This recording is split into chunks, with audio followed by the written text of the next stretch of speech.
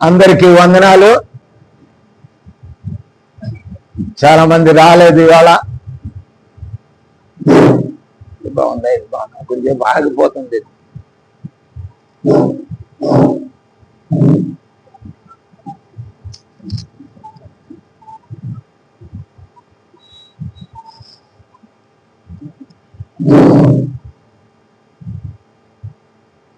వాక్య ధ్యానంలోకి వెళ్దాం. గత వారం ధ్యానం చేసుకున్నటువంటి భాగాన్ని తర్వాత ధ్యానం చేసుకుందాం. రెండవ భాగంగా ఏమిటో మాట ఆకలి, రెండవ భాగాన్ని తర్వాత ధ్యానం చేసుకుందాం. ఈరోజు ఒక ముఖ్యమైన విషయాన్ని పరిశుద్ధాత్మ దేవుడు నాకు బలవంత పెట్టాడు. ఆ విషయాన్ని మనం మాట్లాడుకుందాం. ఈ కీర్తన 15 చూసుకున్నట్లయితే ఇక్కడ భక్తుడైనటువంటి దావీదు గారు భక్తి గల ఆనందముతో మాట్లాడుతున్నటువంటి మాట ఇది. యెహోవా నీ గుడారములో అతిథిగా నుండదగిన వాడు ఎవడు? గుడారం అంటే మన ఇల్లు కాదండి. ఇల్లు అంటే గుడారం అంటే మనం నివసించేదని చాలా మంది అనుకుంటున్నారు. ఒక ప్రత్యక్షమైనటువంటి గుడారం ఆ రోజుల్లో ఉండేది గనక దావీదు గారు ఆ ప్రత్యక్ష గుడారము గురించి మాత్రమే మాట్లాడుతున్నారు. నీ పరిశుద్ధ పర్వతం మీద నివసింపదగిన వాడెవరు? ఆ రోజుల్లో పరిశుద్ధమైన పర్వతాల మీదే ఆరాధించేవారు. దేవుణ్ణి ఎక్కడ ఆరాధించేవారు? పర్వతాల మీదే ఆరాధించేవారు. దాంట్లో అనేక పర్వతాలు, 7 పర్వతాలు ఉన్నాయి. 7 పర్వతాల మీద వాళ్ళు ఆరాధన చేసేవారు కనుక అందుకని భక్తుడు ఇక్కడ దావీదు గారు రాస్తూ అంటున్నటువంటి మాట ఏంటంటే, యెహోవా నీ గుడారములో అతిథిగా. అతిథిగా అనే మాట చాలా ముఖ్యమండి. అతిథి అంటే ఏంటండి? అతిథి చెప్పండి. ఎక్కువసేపు ధ్యానించలేనిది, నేను వాక్య ధ్యానంలోకి వెళ్ళాలి. చెప్పాలి. అతిథి, గెస్ట్. మన భాషలో చుట్టం అంటారో లేకపోతే బంధుత్వం అంటారో. కనుక అతిథి వస్తే మనం ఏం చేస్తామండి? అతిథికి మనం ఏం చేస్తాం? సకల మర్యాదలు ఇస్తాం. మనకున్నా లేకపోయినా, మనం తిన్నా తినకపోయినా అతిథికి ఏమి ఇస్తాం? సకల విధమైన సౌఖ్యాలు, మర్యాదలు ఇస్తాం. అన్ని విషయంలోనూ వాళ్ళని మనము గొప్పగా హెచ్చిస్తాం. మరి మనము కూడా దావీదు గారు అంటున్నారు, నీ గుడారములో అతిథిగా నుండదగిన వాడెవడు? ఎవడు ఉంటాడు?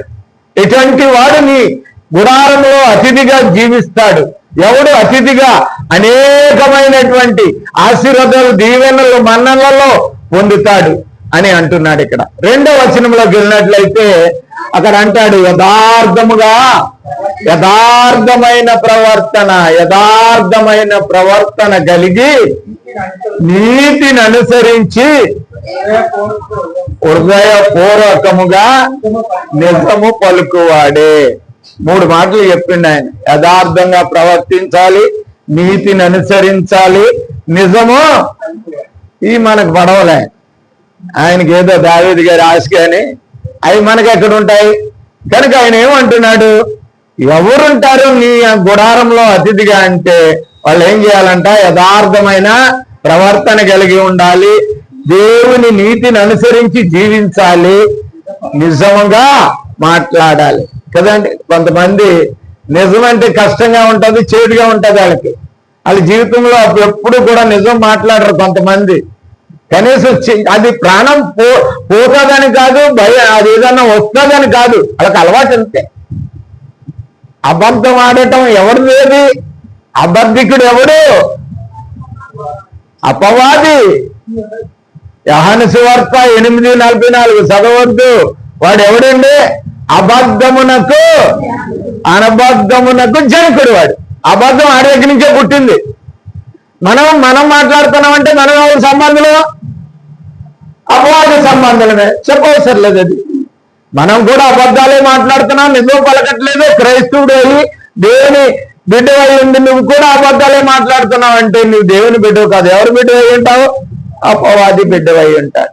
అందుకే నీవు దేవుని గుడారంలో, దేవుని సన్నిధిలో, దేవుని ఆశీర్వాదంలో, దేవుని కృపలో నువ్వు అతిథిగా ఉండకపోవటానికి కారణం ఏంటంటే నీలో ఉన్న యథార్థ ప్రవర్తన లేదు, నీతిని అనుసరించి జీవించటం లేదు, నిజము వాళ్ళకట్లేదు. 3 విషయాలు చెప్పినాడు. ఇంక నా 3 అట్టివాడు నాలికతో కొండెములాడాడు. కొండెములు అంటే మనకు తెలుసు. కొండెములు అంటే ఏంటమ్మా? మన భాషలో అర్థం అవ్వాలని చదివేస్తున్నాను. ఇది కొండెములు చెప్పారు ఇక్కడ. చాడీలు, ఒకరి మీద ఒకరు చెప్పటమే.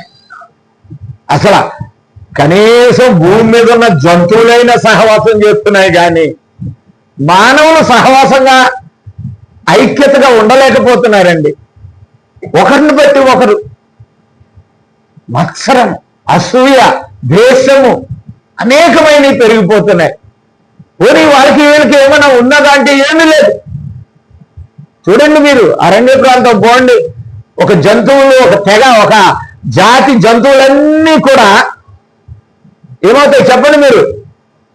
గుంపుగా ఉంటాయి. కానీ మానవులు ఒకసారి గుంపుగా ఉండేయండి,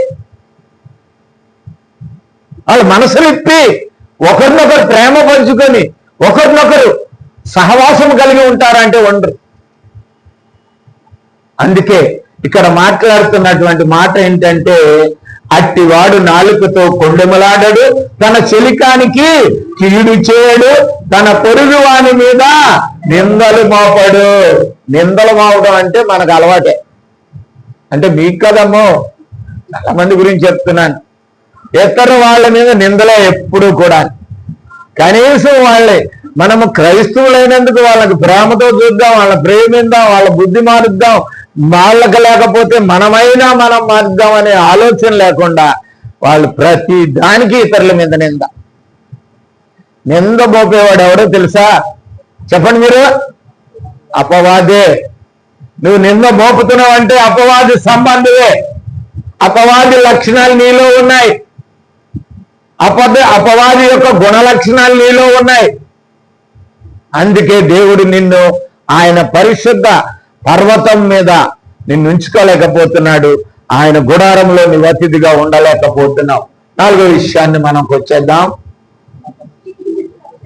అతని దృష్టికి, ఎవరి దృష్టికి? ఎవరి దృష్టికి? ఎవరి దృష్టికి? యథార్థముగా ప్రవర్తించేవారు దృష్టికి, నీతిని అనుసరించేవాడు దృష్టికి. ఎవడసహ్యుడంట? నీచుడు. నీచుడు. నీచు అంటే ఏంటో తెలుసా? నీచుడు అంటే, నీచుడు అంటే, నీచు అంటే తెలుసు. చేపలను చేస్తే నీచు కనపడుతుంది. ఏం కొడుతుంది అది? ఏం కొడుతుంది చేప? నీచేమొస్తుంది అమ్మా? నీసు స్మెల్ వస్తుంది, కంపు కొడుతుంది. ఈ నీచుడు కూడా కంపు పెడతాడు వీడు. ఈ నీచుని యొక్క బ్రతుకు కూడా ఏమవుతుంది తెలుసా? కంపు కొడుతుంది వాడి జీవితం. అసహించుకునే స్థితికి వస్తుందంట. ఎలా వస్తుందంట? అసహించుకునే స్థితి. చెడ్డదాన్ని చూసి చెడ్డ కంపు వచ్చిందనుకో ముక్కు ముచ్చుకుంటాం, నోరు కూడా కరపం, వాడి నోట్లోంచి వెళ్ళిపోద్దేమని. నీచుని యొక్క జీవితము దేవునికే కాదు పక్కవారికి కూడా అసహ్యముగా ఉంటాడు. ఇంకో మాట అంటాడు ఆవిడ, అతడు ప్రమాణము చేయగా నష్టము కలిగినను మాట తప్పడు. కదండి, మనుషుల దగ్గరైతే తప్పేస్తారు కానీ దేవుని దగ్గర కూడా తప్పిపోయేళ్ళు ఎంతోమంది ఉంటారు. ఈ సంవత్సరం నేను ఎట్టి పరిస్థితిలోనూ దేవుని సన్నిధి ఆదివారం మానకూడదు, దేవుని సన్నిధిలోనే ఉండాలి నేను అని 1వ తారీఖున ప్రమాణం చేసుకుంటాం. చూడండి, ఫిబ్రవరి వచ్చిందనుకో ఏమైపోద్ది? మనకి మారిపోద్ది. దేవుని సన్నిధికి వచ్చేది నీవు క్రైస్తవుడు, దేవుని కుమారుడు కుమార్తె అయినట్లయితే, దేవుని సన్నిధిలో నువ్వు పోగొట్టుకున్న దాన్ని లెక్కేసుకున్నట్లయితే, ఒక్కసారి దేవుని సన్నిధికి రాకపోతే, అందుకే అన్నాడు ఆయన, ఎవడునూ అడుగుకు తిన్నట్టుడవు బిచ్చమెత్తుకుంటావు చూడలేదన్నాడు దావీదు. ఎక్కడికి వచ్చి? దేవుని సన్నిధికి వచ్చి. కనుక దేవుని సన్నిధిని ఎగ్గొట్టే వాళ్ళు ఎక్కువై ఉన్నారు. ఇక 5వ మాట నేర్చుకున్నట్లయితే, ఎక్కువ వివరించలేము. 5వ మాట నేర్చుకున్నట్లయితే ఇది సహజం అయిపోయింది. తెలుసా అండి, ఇప్పుడు చావులు ఎలా వస్తున్నాయండి? ఎక్కువ మంది ఆత్మహత్యలు దేని చేసుకుంటున్నారు? పరిస్థితికి మించి అప్పులు చేస్తున్నా. వాడు నేను ఏంటి ఎట్లా తీరుస్తాను, ఏది ఆలోచుకోలేదు, అప్పు దొరికితే చాలు. ఆ రోజుల్లో చాలా మంది ఈ రోజున క్రైస్తవులు క్రీస్తును నమ్ముకున్నాం అంటున్నారు, కానీ వీళ్ళ కంటే ఇశ్రాయేలీలు 100% కరెక్ట్ దేవుని ధర్మశాస్త్రాన్ని పాటించటంలో. వాళ్ళు అప్పుకి ఇచ్చేవారు కాదు, అప్పుకి తీసుకునేవారు కాదు. ఇప్పుడు మనకి ఇచ్చేవాళ్ళు ఎక్కువైపోయినారు. బయట వాళ్ళ గురించి చెప్పట్లేదమ్మో, ఎవరి గురించి చెప్తున్నాను? విశ్వాసుల గురించే చెప్తున్నాను. ఇచ్చేవాళ్ళు ఉన్నారు, తీసుకునే వాళ్ళు ఉన్నారు. కనుక ఆ రోజుల మాటలు కాబట్టి దావీదు గారు ఈ మాటని ద్రవ్యమును వడ్డీకి ఇయ్యడు, నిరపరాధిని చెరుపుటకై లంచము పుచ్చుకొనడు, అపకారము చేయువాడు ఎన్నటికి కదల్చబడ్డాడు. ఎక్కడి నుంచి కదల్చబడ్డాడు? దేవుని యొక్క గుడారములో నుంచి, ఆయన పరిశుద్ధ పర్వతములోని ఎప్పుడు ఉంటాడు. వాడు అతిథిగా ఉంటాడు. మళ్ళీ ఎలా ఉంటాడు? అతిథిగా, గెస్ట్ గా ఉంటాడు. వీళ్ళారా, కనుక ఈ మాటలు ధ్యానం చేసుకుందాం. మనం ఒకసారి ఈ మాటలు జ్ఞానం చేసుకుందాం. ఈ రోజుల్లో మనం చూసినట్లయితే మరి క్రీస్తు రక్తంలో కడగబడి విమోచించబడి పరిశుద్ధులుగా విశ్వాసులుగా బ్రతుకుతున్నటువంటి క్రైస్తవులు వారు అనేక మంది మరి ఈ రోజున క్రైస్తవులని చెప్పుకుంటూ వాళ్ళ ప్రవర్తన విషయంలో మరి తోటి సహోదరులకి క్రీస్తు సంఘాన్ని నడిపించుకోకుండా ఆటంకంగా ఉన్నారు. అర్థమైంది అనుకుంటాను. మన యొక్క ప్రవర్తన చూసి వచ్చేవాడు కూడా ఏమైపోతున్నాడు చెప్పండి? రాలేకపోతున్నాడు. మన ప్రవర్తన అట్లాగే ఉన్నది. మనం క్రైస్తవులు, క్రీస్తు రక్తంలో కడగబడి, క్రీస్తు పరిశుద్ధ రక్తంలో కడగబడి పరిశుద్ధులము విశ్వాసులు అని చెప్పుకుంటూ మనము ఎదుటి వాళ్ళకి దేవుని సన్నిధికి రాకుండా, దేవుని సంఘానికి రాకుండా మనము మన ప్రవర్తన ద్వారా వాడు ఏమైపోతున్నాడు? దేవుని సన్నిధికి దూరం అయిపోతున్నాడు. ఎవరు ఆటంకం? ఇప్పుడు క్రైస్తవుడే దేవునికి విరోధంగా తయారు. 2వ మాట ఏంటో తెలుసా? అంత మాత్రమే కాదండి, సహోదరులు అనేక మంది మనస్సాక్ష్యము లేని వారిగా తయారైపోతున్నారు. ఆడిది ఉంటున్నాడు, నేను ఉండటానికి ఏమైంది? ఆడు అలాగే ఉంటున్నాడు, నేనే ఆడికంటే గొప్ప పనులు ఏమైనా చేస్తున్నానా? వీడు మనస్సాక్షి గర్దించే స్థితిలో మన క్రైస్తవ జీవితం ఉండలేదు. మన నడవడిక, మన ప్రవర్తన ఎదుటివాడి మనస్సాక్షి మీద బలహీనపరుస్తుంది. వాడిని బలహీనపరిచి వాడు నిత్యమైనటువంటి క్రీస్తు సాక్షిగా ఉండలేకపోతున్నాడు. కారణం ఏంటంటే క్రైస్తవులు అనబడిన వారి మన యొక్క ప్రవర్తన విషయంలోనే. ఈరోజు మనం నేర్చుకుంటున్నది క్రైస్తవుని యొక్క ప్రవర్తన. మనిషి యొక్క ప్రవర్తన ఏ విధంగా ఉండాలి, క్రైస్తవుని యొక్క ప్రవర్తన ఏ విధంగా ఉండాలో మనం జ్ఞాపకం చేసుకుంటున్నాం. కనుక ఇంకొక విషయం మనం గుర్తు చేసుకుందాం. అంత మాత్రమే కాకుండా కొంతమంది ఎలాగుంటారంటే ఒక గంటన్నర ఎప్పుడు దేవుని సన్నిధికి వచ్చినప్పుడే ప్రవర్తన భరే ఉంటుంది. బయటికి వెళ్ళామంటే ఆలోచించండి. నేను ఏమన్నా తప్పు చెప్తుంటే సరి చేసుకుందామా? లోనక సన్నిధికి వచ్చేటప్పుడు మాత్రం చాలా మంచోళ్ళు. బయటికి వెళ్ళామంటే మన ప్రవర్తన ఏమైపోతుందంటే మారిపోతుంది. మంచి వాళ్ళముగా ఉండాలంటే దేవుని సన్నిధిలో ఉంటామండి. బయట సంగతి ఆయనకెందుకు? నేను కాదండి. నీ ప్రవర్తన చూసేది నేను కాదు. నా ఎదుట నీ ప్రవర్తన కనపరచవసరం లేదు.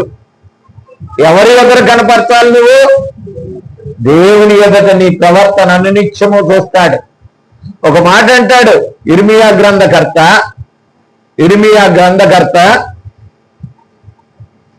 32వ అధ్యాయము 19వ వచనం. ఆలోచన విషయంలో దేవుడి గురించి అంటున్నాడు ఇర్మియా, ఆలోచన విషయంలో నీవే గొప్పవాడు అయ్యా, శక్తి సంపన్నుడవు,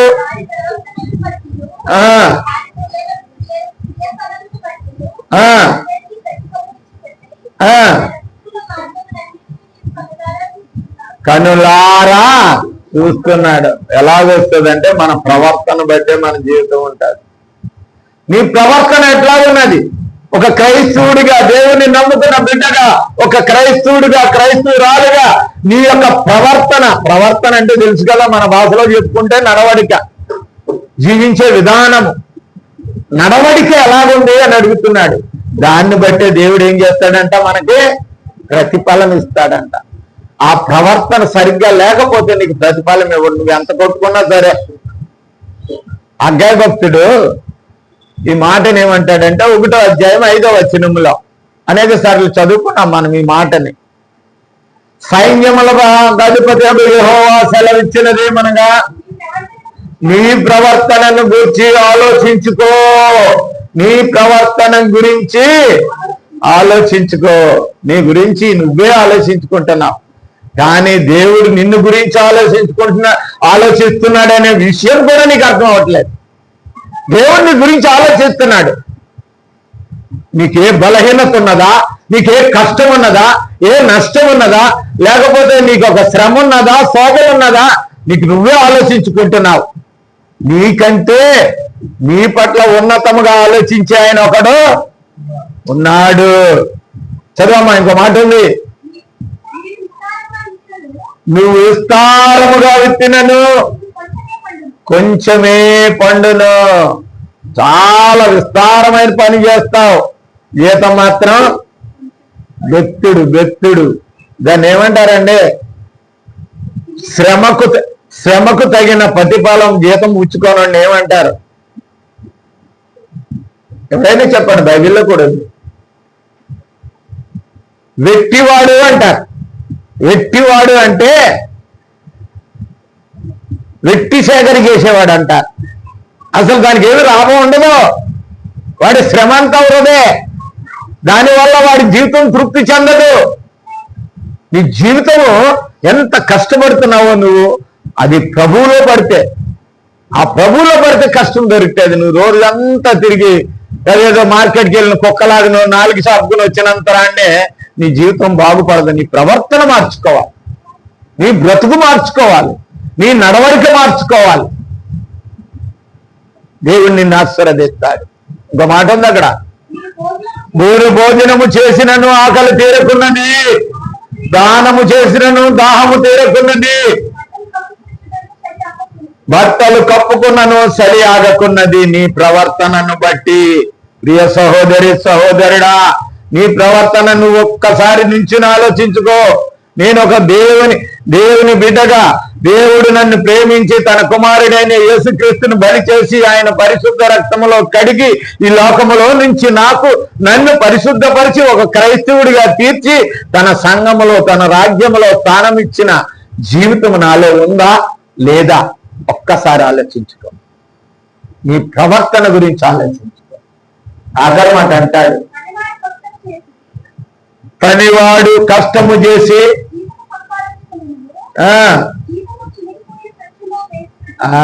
జీవితం ఏమైపోతుందండి?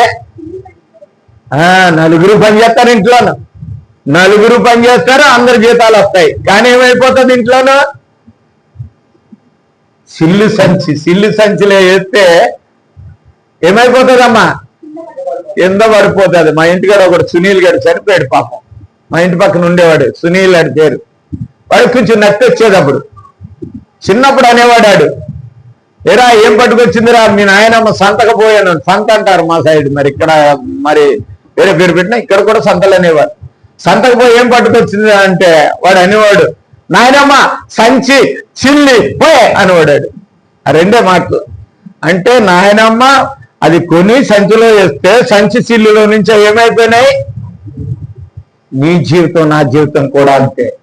ప్రియ సహోదరి సహోదరుడా, ప్రియ దైవ జనాంగమా, నీ జీవితము దేవుని ఎదుట అని నిత్యము తీర్పులోనికి వెళ్తుంది. ఆయన చూస్తూనే ఉన్నాడు. ఆయన నీ జీవితాన్ని, నీ నడవడికను, నీ ప్రవర్తనను గమనిస్తూనే ఉన్నాడు. సామెతల గ్రంథం 15వ అధ్యాయము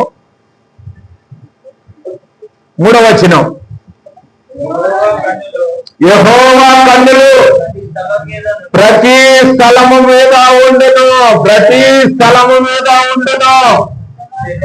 అది చెడ్డవారిని మంచి వారిని అవి చూచుచుండెను. తెలుసా అండి? కన్నులు ఇచ్చినోడు చూపి ఒక మాండ, కన్నులు చేసినోడు నిన్ను చూడక మాండ. అది గుర్తించుకోను. కన్నులు ఇచ్చాడు ఎందుకు? నీకు కన్నులు ఇచ్చి ఆయన గుడ్డివాడు కాదు. నీకు కన్నులు ఇచ్చి చూడకూడని చూపు చూస్తుంటే ఆయన కన్నులు నీ మీద ఉన్నాయి. నువ్వు మంచి చేస్తున్నావా చెడ్డీ చేస్తున్నావా అని నిత్యము ఆయన దృష్టి నీ మీద ఉన్నది. ప్రియ సహోదరి సహోదరుడా, ఒక్కసారి గమనించుకో. అందుకే అంటాడు భక్తుడు దావీదు గారు ఇంకో కీర్తనలో అంటాడు చూడండి, 139 2 నుంచి 10వ వచనం వరకు. ధనధన చదవాలి. 29 139 క్షమించండి. ఏంటమ్మా? నువ్వు కూర్చుండటా లేచుగా నీకు తెలియను. నేను కూర్చోవడం లెగిసి తిరగటం అన్నీ నీకు తెలుసు.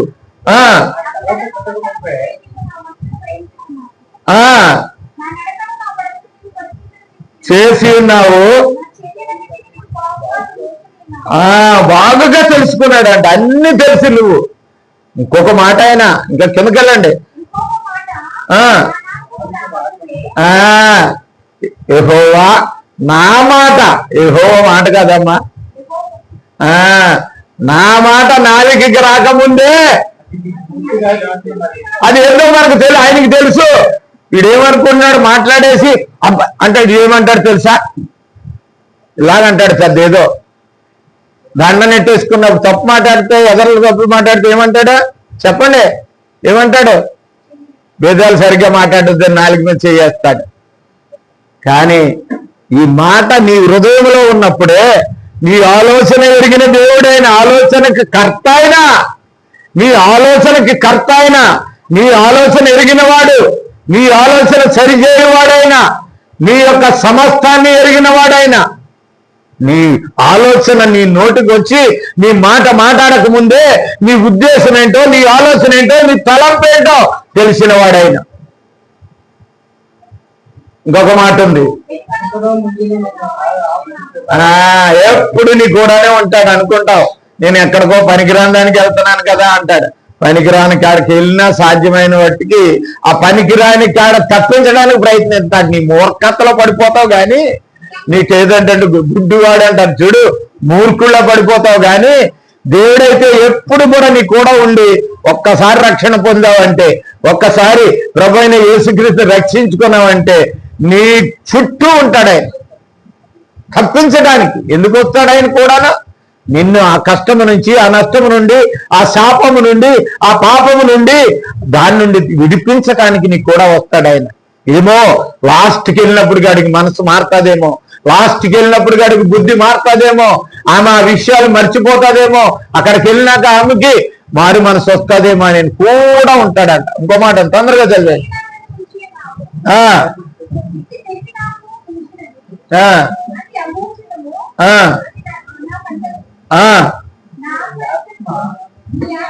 నీ ఆత్మ వద్ద నుండి నేనెక్కడికి పారిపోవద్దును, నీ సన్నిధి నుండి నేను ఎక్కడికి వేరిపోవద్దును. అక్కడ నువ్వు ఉన్నావు, అక్కడ ఉన్నావు.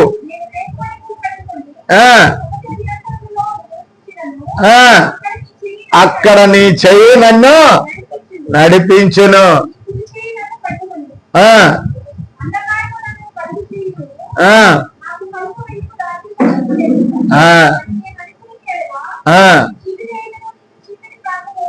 అది కనుక ప్రియులారా, దేవుని యొక్క హస్తం, దేవుని యొక్క ఆత్మ అనునిత్యము. అందుకే ఆయనకున్న పేరేంటో తెలుసా? ఆయనకున్న పేరులో ఒక గొప్ప పేరేంటో తెలుసా?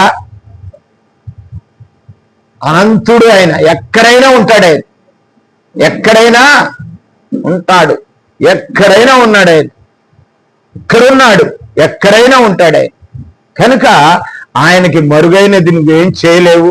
నీ ప్రవర్తన నీవు సరి చేసుకున్నట్లయితే, నీ బుద్ధి నీవు సరి చేసుకున్నట్లయితే తప్పకుండా దేవుడు నీకు తోడుగా ఉంటాడు. దాన్ని బట్టి నీ జీవితం యొక్క ప్రతిఫలం ఇస్తాడు. కనుక కొన్ని విషయాలు మనం ఈ సమయంలో ఈ దినాన్ని నేర్చుకుందాం. ఒక 5 విషయాలు మరి నేర్చుకుందాం. నీ ప్రవర్తన ఏ విధమైన ప్రవర్తన కలిగి ఉండాలి? ఏ విధమైన ప్రవర్తన కలిగి ఉండాలి? సామెతల గ్రంథము 16వ అధ్యాయం 7వ వచనంలో ఒక మాట ఉంది. 16:7.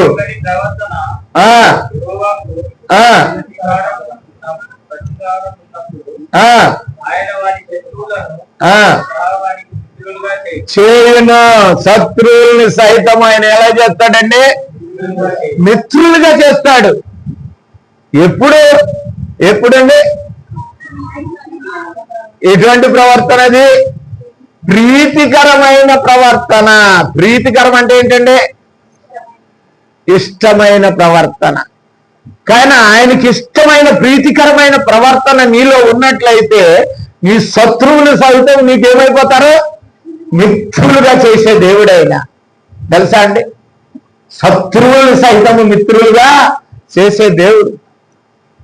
గత ఎన్ని సంవత్సరాలు అయిందంటే ఒక 6-7 సంవత్సరాలు అయింది. 6-7 సంవత్సరాల క్రితం ఒక ఫ్యామిలీకి పెద్ద సమస్య వచ్చి మంటేస్తే అడ్డుపోద్దాలంటే ఈ మధ్యన అంత గొడవలు పడిపోతున్నారు. వాళ్ళు పోలీస్ స్టేషన్కి వెళ్ళారు, కోర్టులో పెట్టుకున్నారు. అయినా సరే అట్లాగే నడుస్తూనే ఉన్నది. అయితే ఆమె కొద్దిగా దేవుని మీద విశ్వాసం ఉన్నది. ఒక రోజున పాస్టర్ గారు అటు వెళ్తుంటే అన్నది ఆమె, అయ్యా మా డబ్బులు ఎదరింటి వాళ్ళు తీసుకున్నారండి. మా బంధువులే వాళ్ళు, ఎవరో కాదు వాళ్ళు, మా బంధువులే. కానీ ఈ రోజు వరకు పైసలు ఇవ్వలేదు. పోలీస్ స్టేషన్కి వెళ్ళినా అక్కడ కూడా అలాగే ఉంది మా పరిస్థితి. అక్కడ లంచ్ పెట్టేస్తున్నారు, కోర్టుకి వెళ్ళినా లాయర్లు పెట్టేసుకున్నారు. మాకు అన్యాయం అయిపోయినామండి. అవసరం ఉంటే 15 లక్షలు ఇచ్చామండి అన్నది. పాస్టర్ గారికి కొంచెం ప్రార్థన చేయండి, వాళ్ళ మనసు కరిగి ఇచ్చేసి లాయన అన్నది. అలా ఆయన అంటున్నాడు ఇంట్లో నుంచి, పాస్టర్ గారు ప్రార్థన చేస్తే పైసలకి కాళ్ళు వస్తాయా వచ్చేస్తాయా అన్నాడు. వస్తాయా చెప్పాలి మీరు, వస్తాయా? వస్తాయి. అదే టైంలో ఏం చేశాడు తెలుసా? మీకు సంఘటన కరెక్ట్ ఇది. ఏమిటో తెలుసా? 2000 నోట్లను అన్నిటినీ తీసేశాడు అదే టైంలో మోదీ. మీకు తెలిసి ఏ సంవత్సరం కూడా గుర్తుంటుంది మీకు. 2000 నోట్లు అన్ని తీసేశాడు. వీళ్ళు ఇప్పుడు దాకా ఈ దగ్గర ఎత్తుకెళ్ళిన పైసలన్నీ ఏం చేశారు? పెద్దగా ఉండకూడదు కదా, ఇవన్నీ 2000 రూపాయలు చేసి దాచేసుకున్నారు. ఎగ్గొడుతూనే ఉన్నారు, లాంటి వాళ్ళు ఎత్తుతూనే ఉన్నారు. ఇప్పుడు ఎక్కడ కట్టుకెళ్ళాలి? బ్యాంక్ దగ్గరికి వెళ్తే ట్యాక్స్ పడుతుంది. డబ్బుకి ఏమైనా పడుతుంది? అక్కడికి వెళ్తే ఐటీ పడిపోతుంది, ట్యాక్స్ పడిపోతుంది. ఇంకా ఆలోచించారు 4 రోజులు 5 రోజులు ఆలోచించారు, ఏం సుఖం లేదా. వాళ్ళ పైసలు వాళ్ళకి ఇచ్చేస్తే రేపు పొద్దున్న మళ్ళీ అవసరమైతే వాళ్ళు ఇస్తారని చెప్పి ఆ 2000 కట్లన్నీ పట్టుకొచ్చేసి లెదరేసేసి, అక్కయ్య ఏమొద్దు మనకి ఇంక మంచి సహవాసం వచ్చాయా లేదా కాళ్ళు. నీ శత్రువుని కూడా మిత్రుడిగా చేయ సమర్థుడు దేవుడు. కానీ నీ ప్రవర్తన సరి చేసుకో, నీ నడవడిక మార్చుకో. నీ జీవితంలో దరిద్రము లాంటి శత్రువు ఉన్నదా? నీ జీవితంలో భయంకరమైన రోగమైన శత్రువు ఉందా? నీ జీవితంలో సమస్యలనే శత్రువు ఉన్నదా? ఏ శత్రువు ఉన్నదో దాన్ని మిత్రుడిగా మార్చగల దేవుడు నీకున్నాడు. ఎన్నో సంవత్సరాల నుంచి కూర్చున్నాడు అక్కడ. నీళ్లు కదిలించినప్పుడు దేవదూత దాంట్లో దిగాలని 38 సంవత్సరాల నుంచి కనిపెడుతున్నాడు. అది ఆశ ఉంది, స్వస్థత పడాలని ఆశ ఉన్నది వాడికి. కానీ వాడికి ఏమి లేదు, వీలు పట్టలేదు. అక్కడికి వచ్చి నువ్వు పడవసరం లేదురా బాబు, నీ ఆశని బట్టి నేను వచ్చానని ఏమన్నాడు ఆయన? నీవు స్వస్థపరచా కోరుచున్నావా అని అడిగాడు. ప్రియ సహోదరి సహోదరుడా, నీ ప్రవర్తన దేవునికి ప్రీతికరముగా ఉందా? దేవునికి ప్రీతికరమైన ప్రవర్తన మనం కలిగి ఉండాలి. అందుకంటాడు ఎఫెసీయులకు రాసిన పత్రిక 5వ అధ్యాయం 10వ వచనం, కొద్దిగా తొందరగా వెళ్ళండి. 5వ అధ్యాయం 10వ వచనం.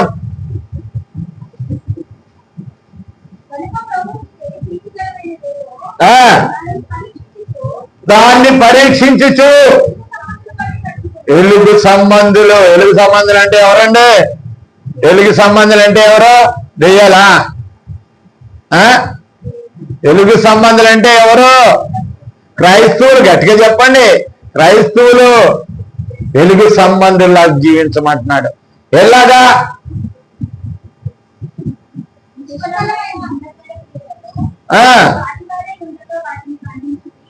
కాదు, అట్లాగా అదే వచనం 10.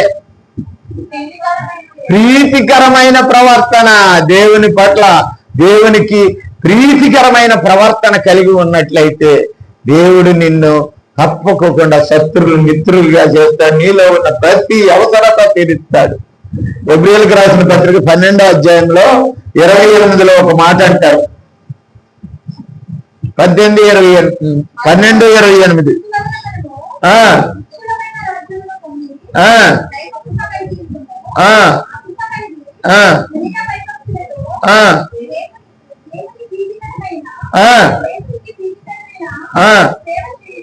సేవ చేయడం, ప్రీతికరమైన సేవ, దేవునికి ప్రీతికరమైన సేవ చేయడము. నేను చాలా సార్లు చెప్పినాను, పాస్టర్ గారు ఒక్కరే సేవకులు కాదు. ఇక్కడ సంఘంలో ప్రతి క్రైస్తవుడు సేవకుడే. పిల్లల్ని చర్చికి తీసుకొచ్చేవాళ్ళు సేవకులే. మరి అనేక మందికి సువార్త ప్రకటించేవారు, క్రీస్తుని గురించి చెప్పేవాళ్ళు అందరూ సేవకులే, తెలుసా? అందుకే పౌలు అంటున్నాడు, ప్రతి వాళ్ళని సేవకులుగా చూశాడు కాబట్టి మనము కూడా ఏదో సేవ చేయాలి. ఒకరిని పట్టుకురావాలి, దేవుని సన్నిధికి ఒకరిని తీసుకెళ్ళాలి, దేవునికి ఒక విషయం, దేవుని విషయం, ఆయన మేలుల గురించి నేను పొందిన మేలు ఇతరులకు చెప్పాలనుకోవాలి, తెలుసా అండి? ప్రీతికరమైన జీవితం జీవించాలి. మీ ప్రవర్తన ప్రీతికరంగా ఉండాలి. లోకం మీద ఆశపడి మరి ఆ ప్రీతి అలా పోయి ప్రీతి అయిపోయి బతుకైపోయింది లోకానికి. కనుక ఆ విధమైన జీవితాన్ని జీవించే వాళ్ళు అయిపోతున్నారు. బానిసలుగా కొనుక్కోబడ్డాడండి దానియేలు. ఏం చేశాడు? నెబుకద్నెజరు సామ్రాజ్యానికి బానిసగా కొనిపోయినాడు. కొనిపోయిన తర్వాత ఆయన మొట్టమొదటి దేవునికి ఇష్టమైంది ఏంటో తెలుసా? ఆహారము చేతను పానము చేతను నేను మత్తుల్ని కాకూడదు, నా దేవుళ్ళో ఉంటున్నాను గనక ఈ అన్య జనాంగమైనటువంటి ఈ బబులోను నెబుకద్నెజరు పెట్టినటువంటి ఆ యొక్క మాంసాన్ని గాని మద్యపానాన్ని గాని నేను సేవించను అన్నాడు. అంతే నిర్ణయం, మొదటి నిర్ణయం. రెండవ నిర్ణయం, నువ్వెంత దండాన్ని పెట్టమన్నా ఆ బొమ్మకు మేము దండం పెట్టమో, మేము మా దేవుణ్ణే మేము ప్రార్థిస్తాం. అన్ని అగ్నిలో వేశారు వాళ్ళని, సింహాల గోన్లో దానియేలుని వేశారు, భయంకరమైన శిక్షను వేసినా గాని దేవునికి శత్రువుగా, దేవుని ప్రజలకు శత్రువుగా అయినటువంటి ఆ నెబుకద్నెజరు ఏమన్నాడండి? దానియేలు దేవుడే నిజమైన దేవుడు, ఆయనే పూజ్యనీయుడు. చేశాడా లేదా? నమ్మకం ఉండాలి నీ జీవితంలో. నీ ప్రవర్తన గురించి ఆలోచించు. ఏదో వస్తున్నాను పోతున్నాను ఇది నీ ముఖ్యమైన జీవితం కాదండి కదండి. చాలా మంది ప్రార్థన చేస్తారు, చాలా పట్టుదలగా గంట ప్రార్థన చేస్తారు, తెలుసా? అసలు సత్యమానరు కొంతమంది. మంచిగా పాటలు పాడతాం, మంచిగా ఆరాధిస్తాం, కానీ మనం చెయ్యింది ఒకటే. ఏంటంటే అది చెప్పండి, ఏమిటి? నీతిని అనుసరించి జీవించలేము. వాక్యానుసారమైన జీవితం ఒకటే ఉండదు మనకి, మిగతా అన్నీ ఉంటాయి. ఇంక నేను అన్ని లెక్క చెప్పాలంటే బైబిల్ ఉంటే అది ఉంటుంది, ఇది ఉంటుంది, అన్నీ ఉంటాయి మనకి.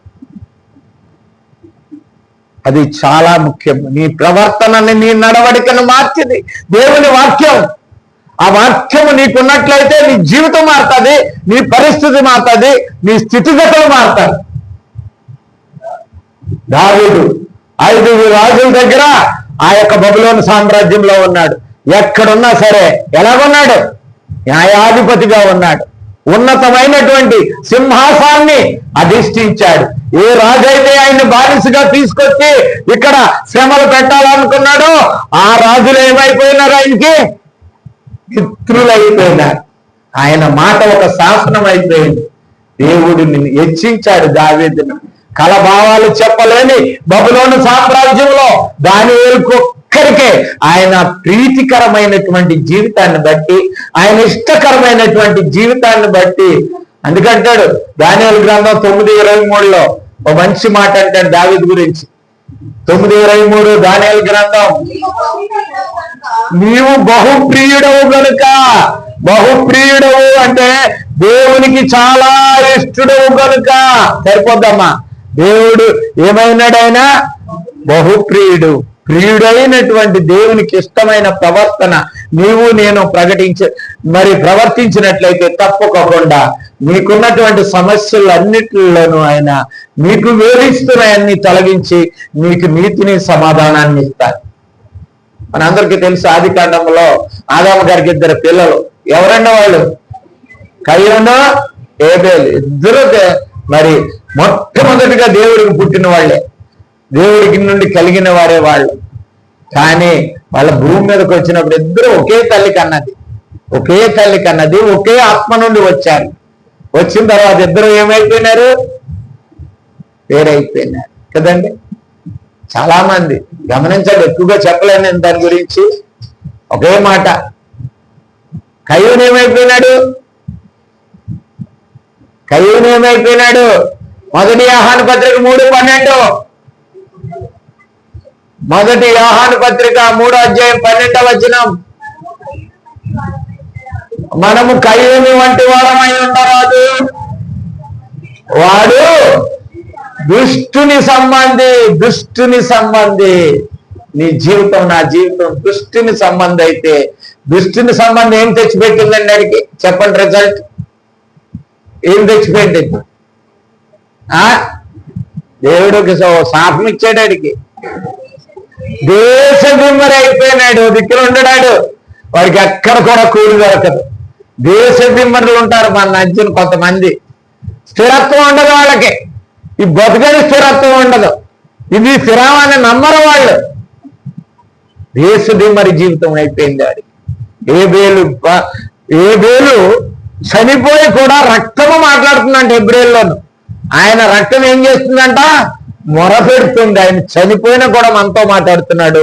ఆ రోజున దేవునికి ప్రార్థన చేసింది ఆయన రక్తం. ప్రియ సహోదరుని, నీ ప్రవర్తన నా ప్రవర్తన మొట్టమొదటిగా ప్రీతికరంగా ఉందా లేదా? ఒకసారి చూసుకుందాం మనం, ఒకసారి గమనిందాం మనం. రెండవ మాట ఏంటంటే సత్ప్రవర్తన. ఎటువంటి ప్రవర్తన అండి? సత్ ప్రవర్తన అంటే మంచి ప్రవర్తన కాదు, వాక్యానుసారమైనటువంటి ప్రవర్తన. మనల్ని కన్నదే ప్రభు అయిన యేసుక్రీస్తునందు కన్నదే దేని కొరకండి? అందుకే ఎఫెసీయులకు రాసిన పత్రిక 2:10 తొందరగా చదవాలి. ఎఫెసీయులకు రాసిన పత్రిక 2:10 మరియు వాటి యందు మనము నడుచుకొనవలెనని ముందుగా సిద్ధపరిచిన సత్క్రియలను చేయుటకై మనము క్రీస్తు యేసునందు సృష్టింపబడిన వారమై ఉన్నాము. ఆ పనులు చేయటానికే మనల్ని క్రీస్తు రక్తంతో కడిగి శుద్ధీకరించి ఒక క్రైస్తవుడిగా జన్మనిచ్చాడు.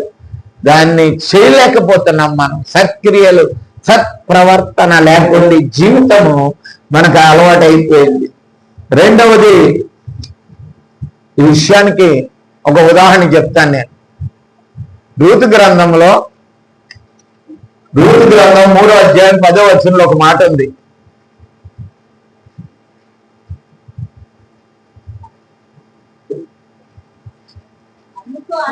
అందుకు ఆమె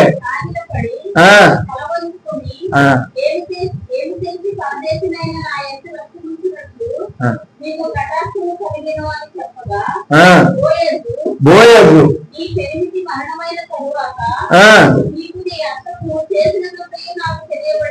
3:11 చేయాలని చదవండి అమ్మా. 3:10 అక్కడి నుంచి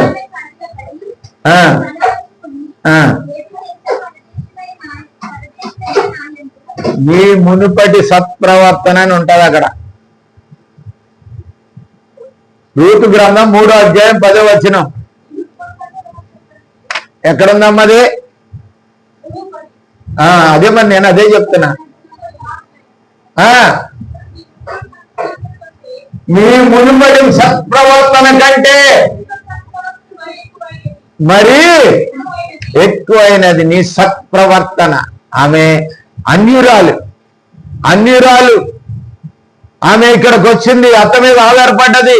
అత్తకి కూడా వచ్చింది, నా బతుకు నాది, నీ బతుకు ఎక్కడో నాది అక్కడే, నీ దేవుడే నా దేవుడు, నువ్వు ఉండే చోట నేను ఉంటానని వచ్చింది.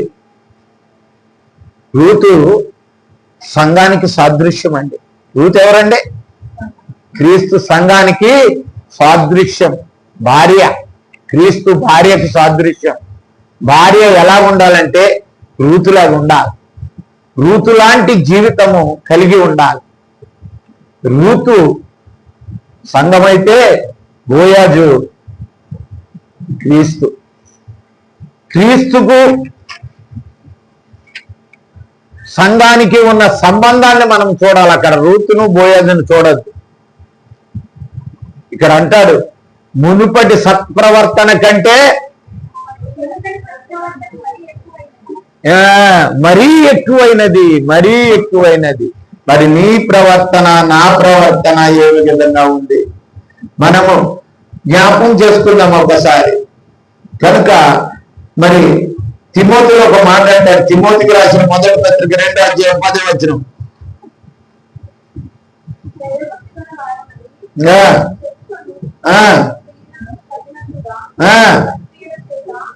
సత్క్రియల చేత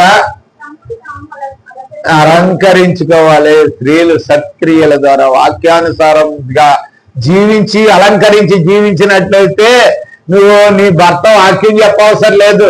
నీ భర్త మారాలంటే వాక్యం చెప్పి వాక్యం బోధిస్తేనే మారడం. నీ ప్రవర్తన చూసి కూడా మారతాడు. నీ తండ్రి అవని, బయటవని, స్నేహితుడవని, నీ ఇంటి పక్కవాడవని మారాలంటే నీ మంచితనాన్ని చూసి వాడు మారతాడు. నువ్వేంటే నువ్వు సరిగ్గా లేవు, నీ నడవడికి సరిలేదు, అని నీతో ఏమొస్తాడు? గమనించాలి మన జీవితాన్ని. మనం ప్రవర్తన విషయంలో సరిలేదు. ఒక ఆమె ఉందండి, చూడండి అపోస్తుల కార్యం 9వ అధ్యాయం 36వ వచనంలో.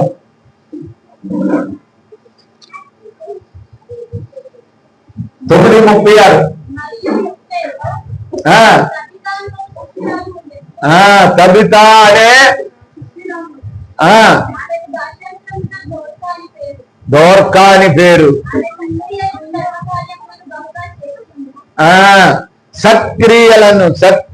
సత్ప్రవర్తన కలిగి సత్క్రియలను చేసేదిగా ఉన్నది ఆమె. సత్ప్రవర్తన కలిగేదిగా ఉంది ఆమె.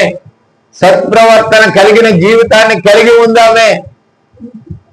ద్వారకా అంటే ఏంటో తెలుసా? ద్వారకా అన్నా తబితన్నా లేడీ అని అర్థం ఒక్కటే.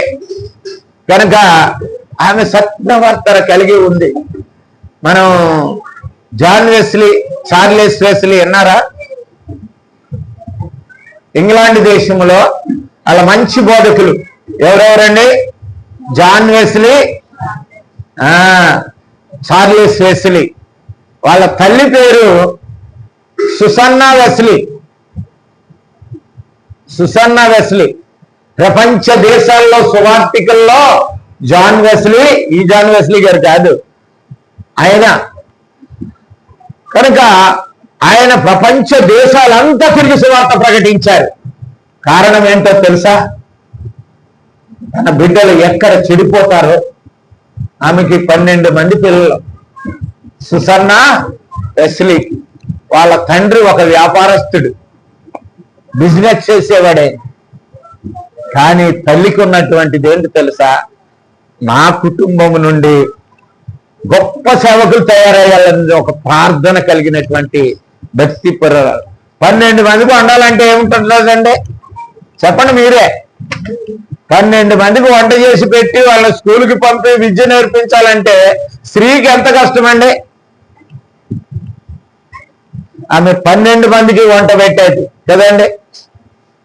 ఇవాళ ఏం వండలేదులే, కారం వేసి తినేద్దాం, పచ్చడేసి తినేద్దాం అనే వాళ్ళు చాలా మంది ఉన్నారు తెలుసా. 12 మందికి వంట చేసి వాళ్ళ స్కూల్కి పంపి మళ్ళీ వచ్చిన తర్వాత రాత్రి వంట చేసి పెట్టి వాళ్ళ పండుకున్న తర్వాత 12 మంచాల దగ్గరికి వెళ్ళి మోకరించి ప్రార్థన చేస్తే తెల్లారి కోడి కూర్చేదట.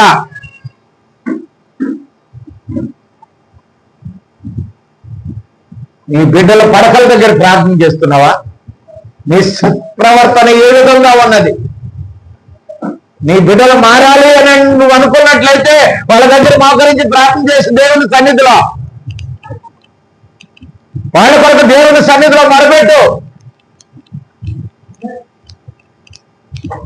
నాకు బాగా గుర్తుండే, మా అమ్మమ్మ సూరమ్మ అని ఉండేది వెస్ట్ గోదావరిలో. నేను చిన్నప్పుడు అక్కడే బతికినా. నాకు అప్పుడు ప్రార్థన ఏంటో తెలియదు, వాక్యం అంటే ఏంటో దేవుడు అంటే తెలియదు. నేను ఇదిగో మన అవినాష్ వయసులో ఉండేటప్పుడు తెల్లవారుజామున లేచి 3 గంటల నుంచి మొదలెట్టేదండి చేతులు మంచం మీద వేసుకుని. నాకు నిద్ర ఎట్టేది కాదు, తిట్టేసుకునేవాడిని, ఇల్లు అవతలకే అనేవాడిని నేను. మరి ఆ ప్రార్థన ఏమో ఈ రోజుని ఒక చిన్న పనివాడిగా నన్ను ఆశీర్వదించింది. ప్రియ సహోదరి, ఎందుకు చెప్తున్నాను సహోదరుడా, నీ బిడ్డల కొరకు నువ్వు ప్రార్థన చేస్తున్నావా? సుసన్న వెస్లీ తన 12 మంది పిల్లల కోసము ప్రార్థన చేసేది. చాలా వాళ్ళందరూ ఇద్దరే కాదు, వీళ్ళిద్దరూ సువార్థకులుగా అయితే అనేక మందికి ఆర్పన్స్ చేశారు, అనేక మంది చేశారు. తన కుటుంబము దేవునిలో మరి విరజిల్లుంది. ఎందుకంటే ఆమె సత్క్రియలు ద్వారక మరి ఆమె ఆ ప్రాంతంలో ఉన్నటువంటి కుంకుమ అమ్ముకునే స్త్రీ. ఏమమ్ముకునేదండి? కుంకుమ అమ్ముకునే స్త్రీ. ఏం పౌలు వాళ్ళ సువార్త చెప్తుంటే వాళ్ళ వాటలమ్మా నేను యేసుక్రీస్తునందు విశ్వాసం ఉంచి బాప్తీసం పొంది ఆ ప్రాంతంలో వచ్చిన వాళ్ళందరికీ ఆ మండపం కొదిక్కిని, నేను భక్తిరాలనైతే నా ఇంటికి వచ్చి మీరు భోంచేసేయాలని అంటారు. కనుక ఎందుకంటున్నానంటే నేను సత్క్రియ ప్రతీది కూడా నువ్వు చేసినట్లయితే, నువ్వు ఏ పని చేసినా సరే దేవుని పక్షంగా ఆ పనికి ప్రయాసం ఉంటుంది. ప్రభువునందు మీ ప్రయాస వ్యర్థము కాదని ఎరిగి ప్రభువునందు స్థిరమైన విశ్వాసం కలిగి ఉండాలి. అది సత్క్రియ చేయాలి. సత్క్రియలు ముగించేసుకుందాం. ఇంకొక 3వ మాట ఏమిటంటే అనుకూలమైన ప్రవర్తన. అనుకూలం. ఎవరికి అనుకూలం? మా ఆయనకు అనుకూలం, మా పిల్లలకు అనుకూలం, మా పక్కింటోళ్ళకి అనుకూలం, మా తల్లిదండ్రులకు అనుకూలం కదండి.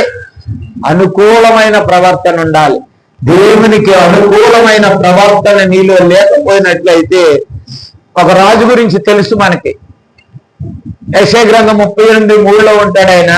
ఆయన పేరు హిజ్కియా. ఏం పేరండి? హిజ్కియా. హిజ్కియా పేరు ఏంటంటే యెహోవా న్యాయాధిపతి అని అర్థం.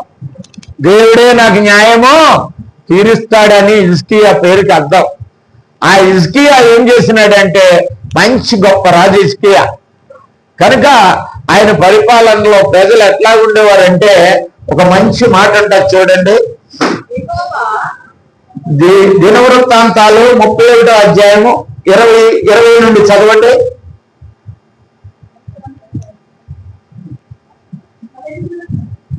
రెండవ దినవృత్తాంతములో 31వ అధ్యాయము 20 నుండి 23 వరకు.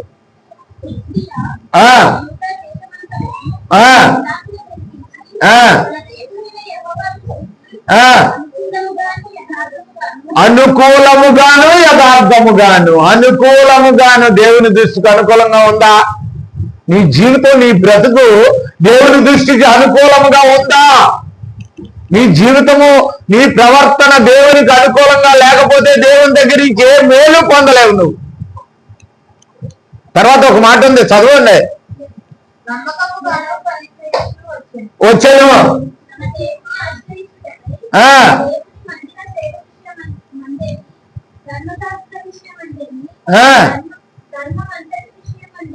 దేని విషయాల్లోనండి? మా పిల్లల్ని చూసుకోవడం విషయంలో కానీ, మా భర్త వంట పెట్టే విషయంలో కానీ, ఏ కదా మనకి మన పని మనకు తీరదు. దేవుని విషయం ఇంకెక్కడికి వస్తాం మనం? దేవుని మందిరమే ఒక ఆదివారం 1 గంట 2 గంటలు గుర్తుంటుంది మనకి. తర్వాత మళ్ళీ మనం మన మన మన సంసారమే మనకు సరిపోతుంది, ఇంకెక్కడ. కనుక ప్రియులారా, గమనిద్దాం, ఆయన రాజ్యంలో రాజు అయినప్పటికీ సుఖాన్ని సంతోషాన్ని అనుభవించలేదు. దేవునికి అనుకూలమైనటువంటి ప్రవర్తన కలిగి, దేవునికి ఇష్టమైనటువంటి మందిరం యొక్క సేవలోను, మందిరంలోనూ ఇచ్చినందుకు, ఆయన రాజుగా చేసినందుకు, ప్రజల క్షేమము కొరకు పాటుపడిన వాడు హిజ్కియా. 23 చదవండి, చాలా బాగుంటది ఆ మాట.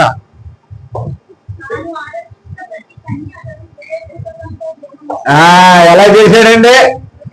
హృదయపూర్వకంగా చేసి అర్ధిల్లేను. హృదయపూర్వకంగా చేస్తే ఏమవుతామండి మనం? దేవుని పని చేయాలండి, దేవుని పని చేయాలి. మనం పుట్టిందే అందుకు. దేవుడి లోకంలో కలగజేసిందే దేవుని మహిమార్థం అండి. యేసుక్రీస్తులో ఏర్పాటు చేసుకున్నది ఆయన ప్రేమను పంచడానికి అండి, క్రైస్తవులుగా బ్రతికిపోవటానికి కాదు. చాలా మంది బతికిపోతున్నారు. ఇవే కాదు, లోకంలో వాళ్ళ బ్రతుకు సావు అయితే నీ బ్రతుకు కొనిపోవట. రాత్రి ధ్యానం చేశాం మనం. నీ బ్రతుకు పరమార్థం ఉన్నది, నీ బ్రతుకు వ్యర్థము కాదు. నీ బ్రతుకు ఒక ప్రణాళికతో కూడింది. నీ బ్రతుకు ఒక సంకల్పానుసారంగా దేవుడు నిన్ను నిర్ణయించుకున్నాడు. ప్రియ సహోదరి సహోదరుడు, దైవ జనాంగమా, గమనించుకో ఒక్కసారి. నీ జీవితాన్ని ఎట్లా పాడు చేసుకుంటున్నావు నీ ప్రవర్తన వల్ల. నీ బ్రతుకును, నీ సంసారాన్ని, నీ కుటుంబాన్ని ఏ విధంగా నాశనం చేసుకుంటున్నావు నీ ప్రవర్తన విషయంలో. నీ ప్రవర్తన సరిలేకపోతే నీ జీవితం పాడైపోతుంది. అందుకే అదనంటాడు, అనుకూలమైన ప్రవర్తన కలిగాడు. ఇప్పుడు చదవండి 37, 38. దేవునితో అంటాడు ఆయన. ఆయనకి భయంకరమైన చావు రోగం వచ్చేసింది. ఏం రోగం అండి? చచ్చిపోయే రోగం వచ్చింది, మరణకరమైన రోగం వచ్చిందంట. అప్పుడు ఆయన ఏమంటున్నాడు తెలుసా? గోడ దగ్గరికి వెళ్ళిపోయి, అయ్యి బాబు అలాగే అయిపోయిందా? అయితే పెద్ద హాస్పిటల్ ఎక్కడ ఉందో, నేను అమెరికా వెళ్ళిపోతాను, ఇంగ్లాండ్ వెళ్ళిపోతాను అనలేదు ఆయన. ఎక్కడికి వెళ్ళాడండి? చదవండి అమ్మా.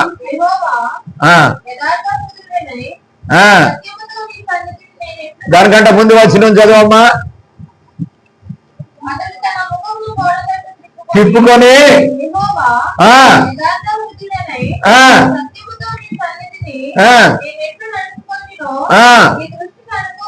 నీ దృష్టికి అనుకూలముగా, నీకు అనుకూలంగా నేను ఏ విధంగా ఉన్నానో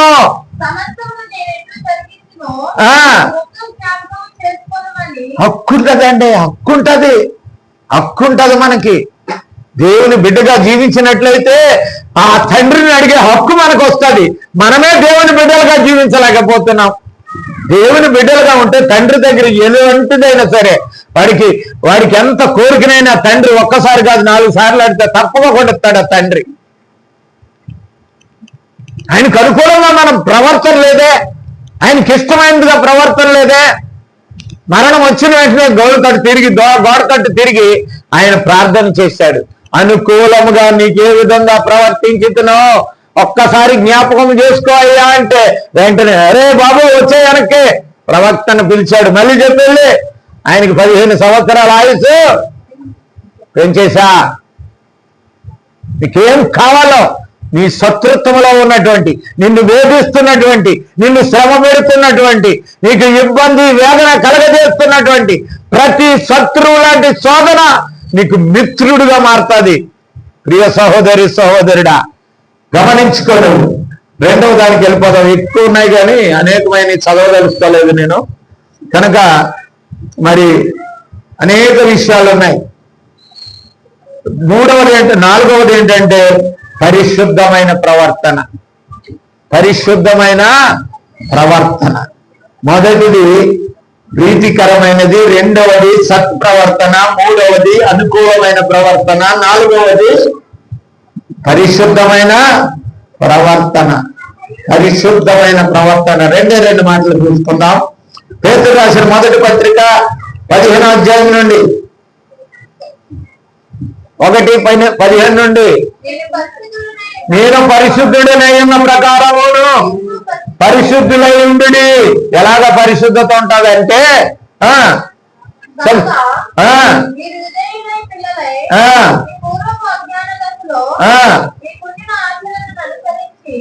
అజ్ఞాన దశ అంటే ఏంటండి?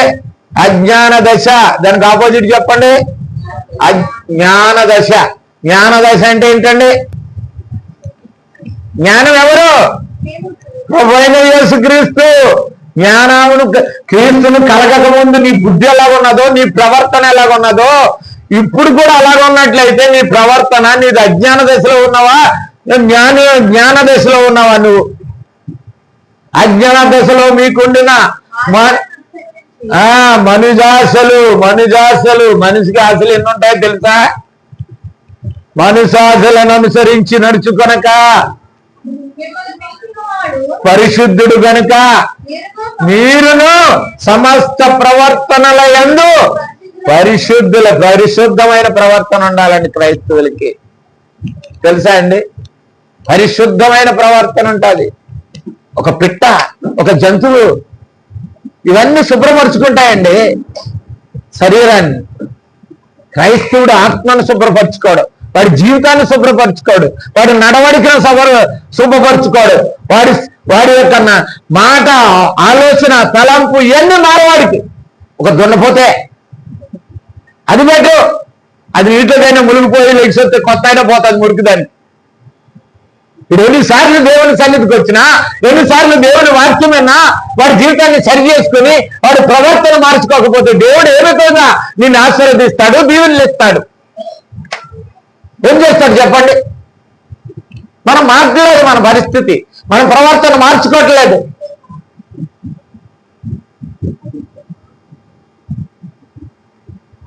ఒకే ఒక రిఫరెన్స్ చూసుకుందాం.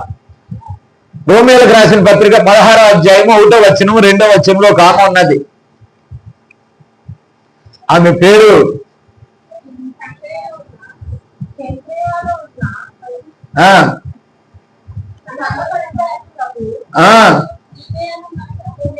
ఫీబే.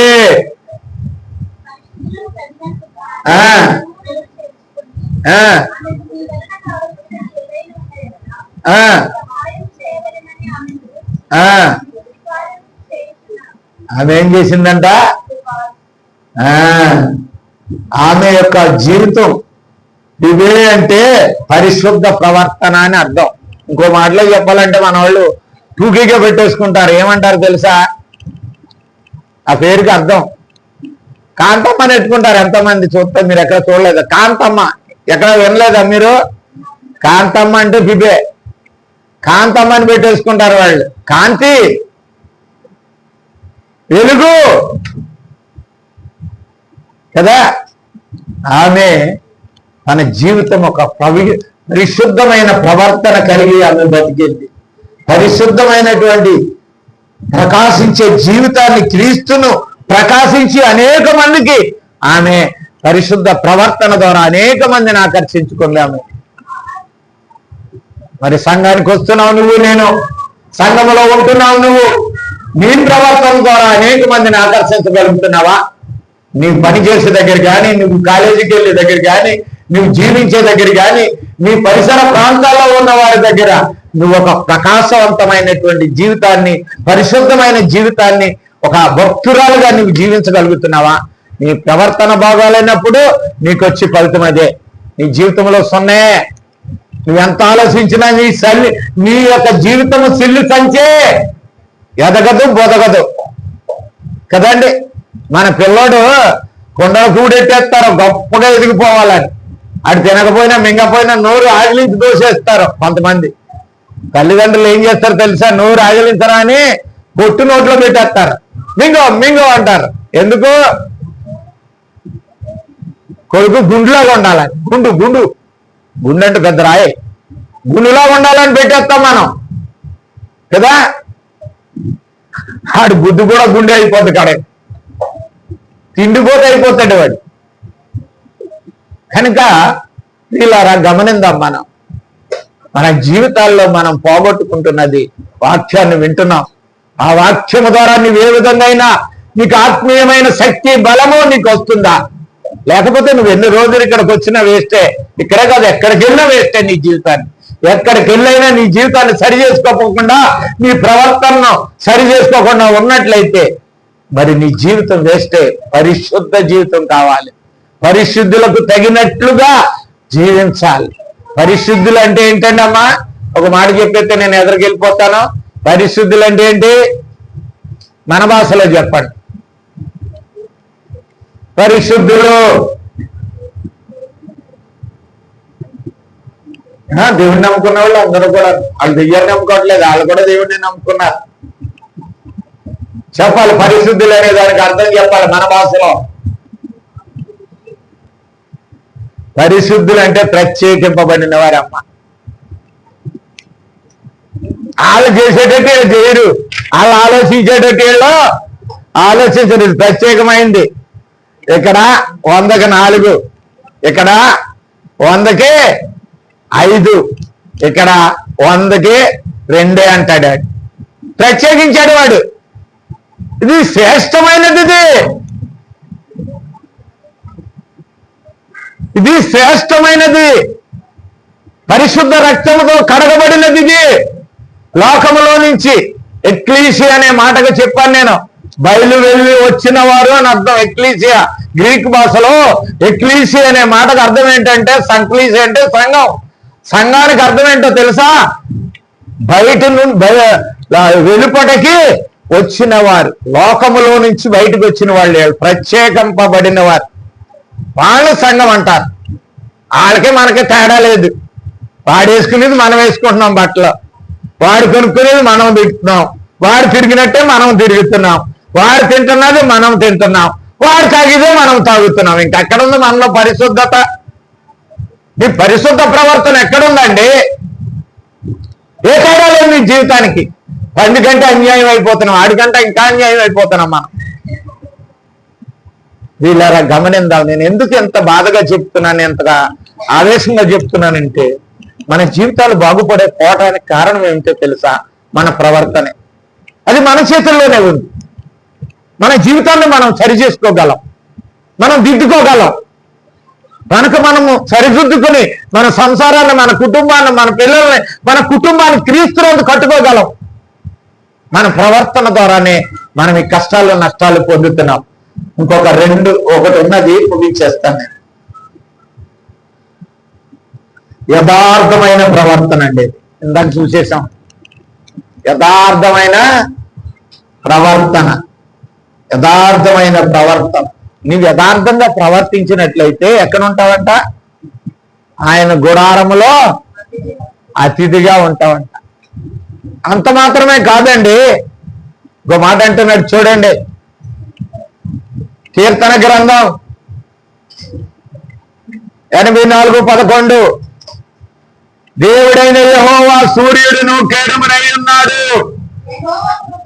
యెహోవా కృపయు ఘనతయు అనుగ్రహించును.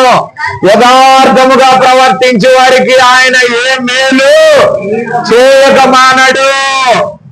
నీ యథార్థ ప్రవర్తన మేలులు అనుభవించటానికి, నీ యథార్థ ప్రవర్తన నీ జీవితంలో మేలులు చేస్తుంది.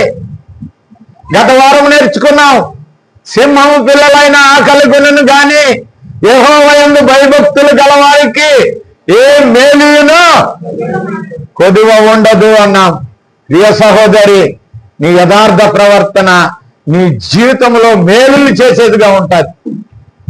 మేలు అనే మాటకు ఇప్పుడు నీకు కీడు అనే మాటకు ప్రాప్తిస్తుందంటే కారణం నీ ప్రవర్తన సరిలేదనమాట.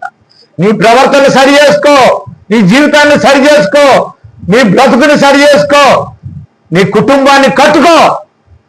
దేవుడు నీ జీవితాన్ని ఉన్నతమైన స్థానానికి తీసుకెళ్తాడు. అక్కడ వద్దన్నాడు, దేవుడైన యెహోవా సూర్యుడును కేడమును. సూర్యుడు అంటే ఏమిటంటే, ఇంకొక గ్రంథం ఇదేంటది, మన వాడుక భాష బైబిల్లో ఏమని ఉన్నదంటే, దేవుడైన యెహోవా సూర్యకాంతి లాంటి వాడు అని ఉన్నది. అక్కడ తెలుగు బైబిల్లో సూర్యకాంతి లాంటి వాడు. సూర్యుడి కాంతి ఏం చేస్తుందమ్మా? ఈ భూమి మీద జీవరాశులకి సూర్యుడు లేకపోతే కాంతి లేదండి. ఇంకోటి గమనించండి ప్రియులారా, సూర్యుడు లేకపోతే ఈ సృష్టి లేదు. ఈ సృష్టి ఈ భూమి మీద లాగా గాలిలో వేలాడటానికి కారణం ఎవరు? సూర్యుడు పెట్టాడు ముందు. అన్ని సూర్యుడు తిట్టూ తిరుగుతాయి. మీకు అంతా తెలుసు, నేనే తెలివి తక్కువ అండి. మీకు అంతా చదువుకున్న వాళ్ళు మీరు. సూర్యుడు చుట్టూరు తిరుగుతుంది. మానవ జీవితం కానీ ఈ జీవరాశులు కానీ ఏదైనా సరే సూర్యకాంతి లేకపోతే జీవంతో ఉండవు. నీ కణాల్లో రక్తం ప్రసరిస్తుంది అంటే సూర్యుడి కాంతి పడాలి. నిన్ను 15 రోజులు ఒక రూమ్ లో తలిపేసి చీకటి గదిలో పెడితే నీ నరాలు కాదు కదా, మొత్తం అంతా నీకు నరకం, రక్త ప్రసరణ జరగదు అసలు.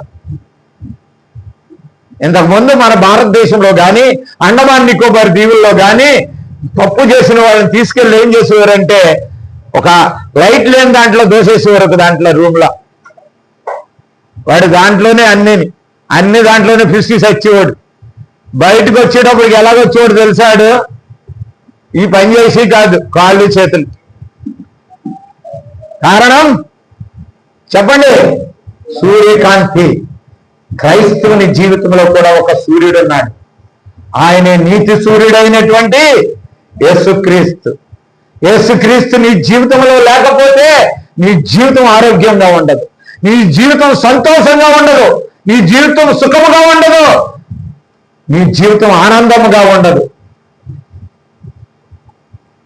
ఆయన దేవుడైన యెహోవా సూర్యుడును కేడమునై ఉన్నాడు. కేడము అంటే రక్షించుట, కాపాడుట, స్వస్థపరచుట, ఆరోగ్యం ఇచ్చుట, సమస్యలను పరిష్కరించుట.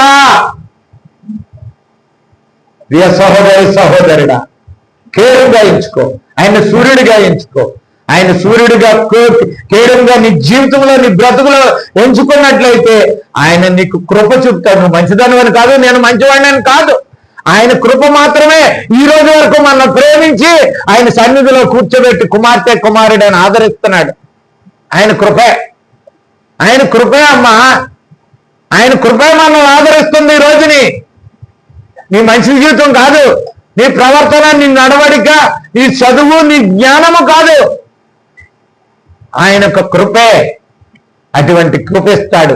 ఆయనే సూర్యుడు, ఆయనే నా సంరక్షకుడు. ఒక మాటలో చెప్పాలంటే ఆయనే నాకు సూర్యుడు, ఆయనే నా రక్షకుడు అనుకున్నట్లయితే ఆయన కృప అనుగ్రహిస్తాడు. దాంతో పాటు ఏమనుగ్రహిస్తాడో ఘనత హెచ్చిస్తాడు. నిన్ను ఎక్కడున్నది అక్కడ ఉండనివ్వడు, హెచ్చిస్తాడు. రోజు రోజుకి చెట్టు ఏ విధంగా ఎదుగుతాడో ఫలాలు కీర్తన 1:3 చదువుకుంటాం.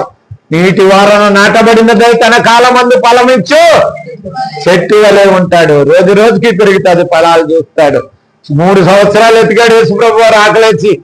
3 సంవత్సరాలు ఎతికి కొండలు ఉంటాయేమని చూస్తే ఏం లేదు అక్కడ. ఏమున్నాయి అక్కడ? ఆకులు ఉన్నాయి. అందంగానే ఉంటాం మనం అందరం, కానీ పై అలంకరణ ఇది, అంతరలంకరణ. ప్రభు అయిన యేసు క్రీస్తుకు తగిన ప్రవర్తన మన జీవితంలో ఉన్నట్లయితే మనం తప్పుకోకుండా ఆత్మీయంగా ఫలిస్తాం, ఆశీర్వాదాల్లో ఫలిస్తాం, దీవెనలో ఫలిస్తాం. మనము మన కుటుంబము వర్ధిల్లుతూ ఉంటుంది. ప్రియ సహోదరి సహోదరుడు, అంత మాత్రమే కాదంటారు, నీ యథార్థ ప్రవర్తన ఏ మేలు చేయక మానదు. నువ్వు ప్రవర్తించు, మేలులప్పుడు నెత్తుకో, మేలు నెత్తుకో దేవునిలా. ప్రియ సహోదరి సహోదరుడు గమనిందమ్మా. కనుక ఒక మాట చూసుకుని ముగించేసుకుందాం. ఒక భక్తుడి గురించి చదువుకుందాం. చాలా ఉన్నాయి కానీ చాలా ఉన్నాయి. 2వ దినవృత్తాంతాలు 20:32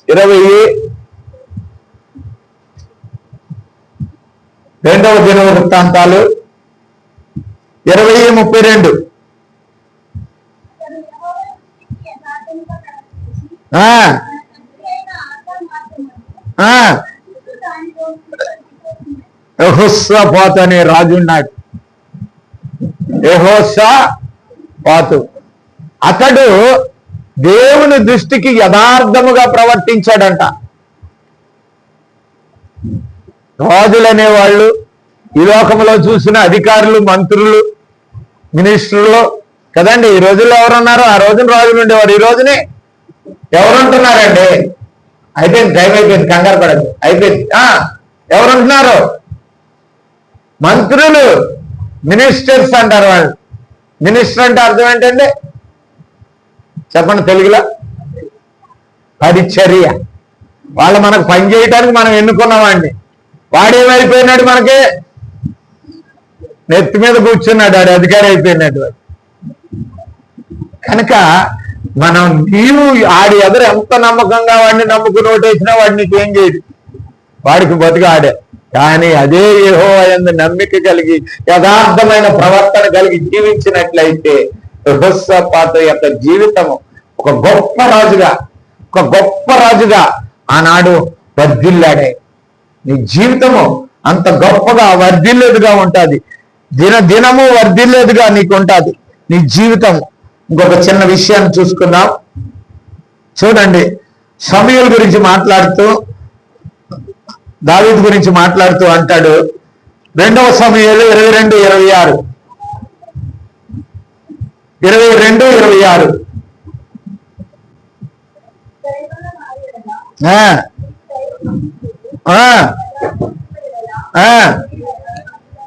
ముందు నీకు దయ ఉంటే నాయనకి దయ ఉంటుంది. నువ్వు దయ చూపించి ఇతరుల మీద దేవుడు నిన్ను దయతో కాపాడుతాడు. అందుకే యేసుప్రభు అన్నాడు, నాకు జబ్బు వచ్చిందిరా, మీరు చూడటానికి వచ్చారు, నాకు ఆకలి వేసింది, అన్నం పెట్టారు, దాహం వచ్చింది, దాహం తీర్చారు, నాకు బట్టలు లేవు, బట్టలు ఇచ్చారు అన్నాడు. ఎప్పుడు ఇచ్చాం ప్రభు అంటే ఏమన్నాడు ఆయన? మీలో ఉన్న ఒక అల్పుడికి ఇచ్చినట్లయితే కదండి. మనం ఎవరికి జాలి చూపం, ఎవరి మీద దయ ఉండదు కదండి. చెయ్యి సిరితే ఎంగిల్ చేతితో తింటదంట ఒక మహాతల్లి. చెయ్యితే ఆ కాకి ఎక్కడ తినేస్తుంది, ఈ మెతుకులని నాకేస్తుంది శుభ్రంగా, కింద తిరగేసి నాకేసి అప్పుడు తోలుతుంది కాకిని. అలాంటి తల్లులు కూడా ఉన్నారు, అలాంటి అయ్యలు కూడా ఉన్నారు. ఎందుకంటే నీ స్థితి ఏ విధంగా ఉంటుందో ఆ పంటనే నువ్వు కోస్తావు. దయగల వారి మీద ఏమి చూపుతాడైనా? దయ చూపించేవాడు.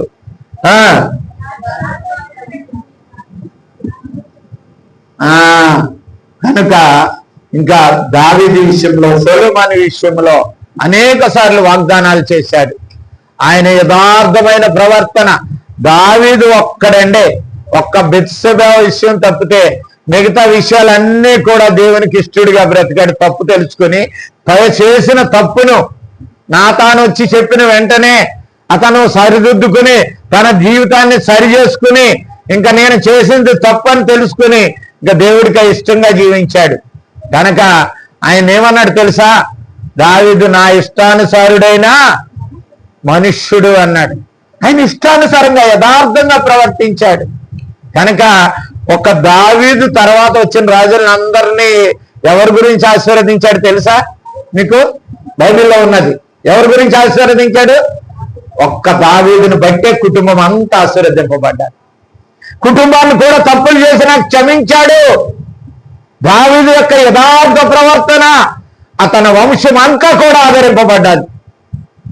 ప్రియ సహోదరుడా, తల్లిదండ్రులు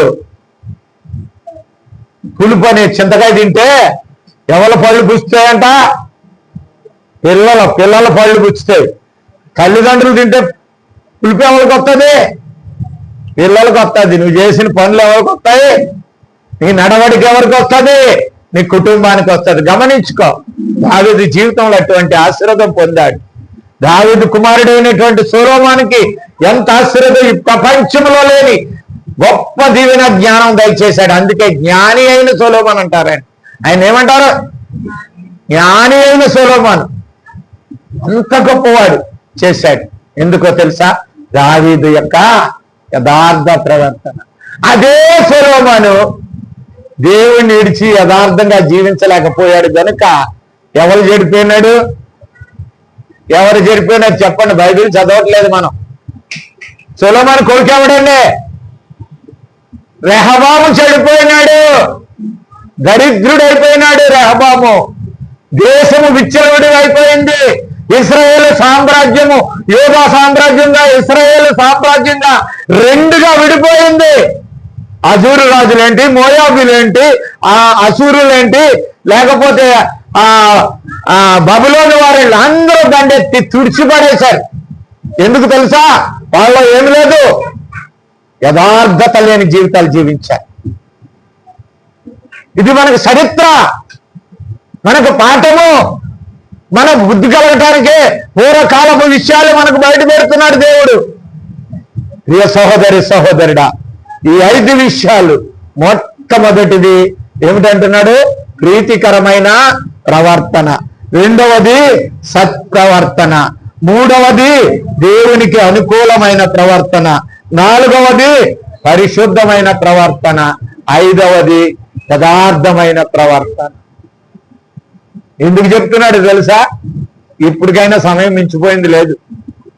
ఇప్పటికైనా సమయము మించిపోయింది లేదు. ఎస్కేల్ 18:23 అంటాడు. 18:23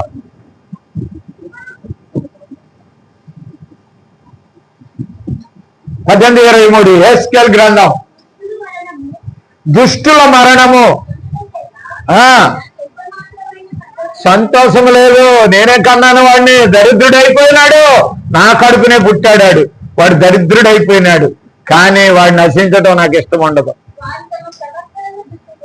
వారు తమ ప్రవర్తనను దిద్దుకొని, ఎప్పుడు సంతోషం ఉంటుందండి? దేవునికి సంతోషం, తండ్రికి సంతోషం, కుమారుడు బాగుపడాలి. అందుకోసం వాడిని శిక్షిస్తాడు, తిడతాడు, చెడ్డ మాటలు పలుకుతాడు వాడి మీద. కానీ తండ్రికి కావలసింది ఏంటో తెలుసా? వాడి జీవితం, వాడి ప్రవర్తన మారాలని తండ్రి ఆశ. మన దేవుడు, మన కన్న దేవునికి కూడా అంతే. చదవండి ఒక మాట మళ్ళీ.